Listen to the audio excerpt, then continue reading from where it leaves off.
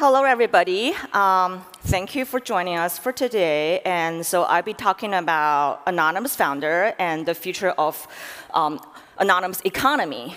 And let's get started. So the story is kind of interesting because I've been advocating for anonymous founders for many years, and so I've been in this space almost for 10 years now. So late last year, Fortune reached out and asking me about my opinion on Sam Bankman-Fried and then so FTS, et cetera, et cetera. And then so what I realized is SBF, although having all the pedigree of the Silicon Valley golden baby and everything is so fancy on the resume, but turned out to be the biggest financial scandal ever in the history. So that's what I realized, that we don't have enough advocacy in our space for the actual native crypto founders, and then who are anonymous founders, and then who really embrace this cypherpunk spirit, right? So started by Nakamoto himself. So that's why I've been just publicly talk about my advocation for the whole group of people, anonymous founder, anonymous independent journalist, and then also independent developer as well. So a little bit about myself.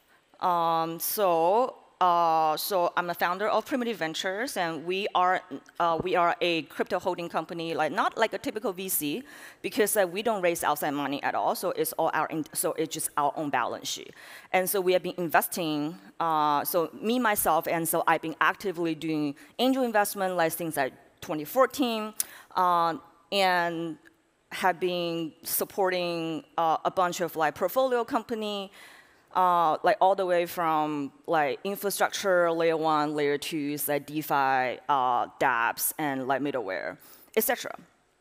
And over the course of past 7, 8 years of my investing career, and I realized that crypto might be the only space that founders can coming from very different heterogeneous background, and many founders don't have engineering background at all.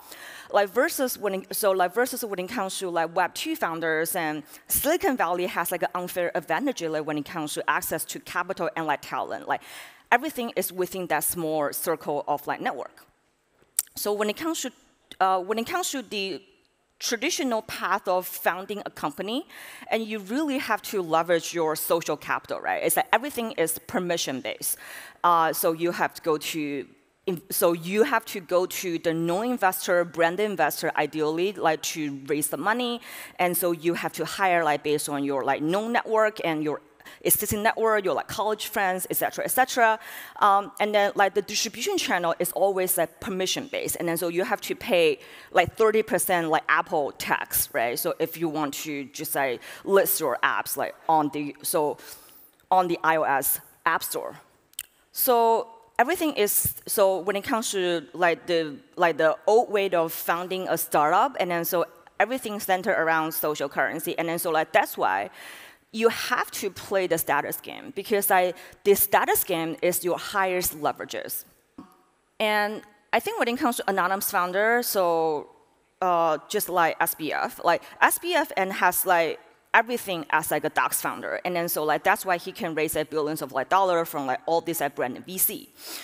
But the problem is, I think our space can easily fall into all this dark child personality.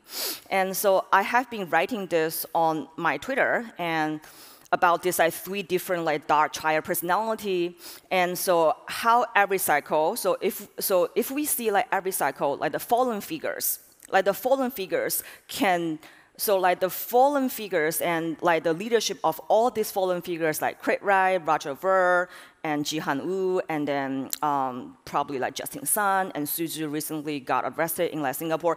And so they all fall into this dark child personality. And because I think the internet does one thing, and then so it basically propagate this charming but very sophisticated facade, easily.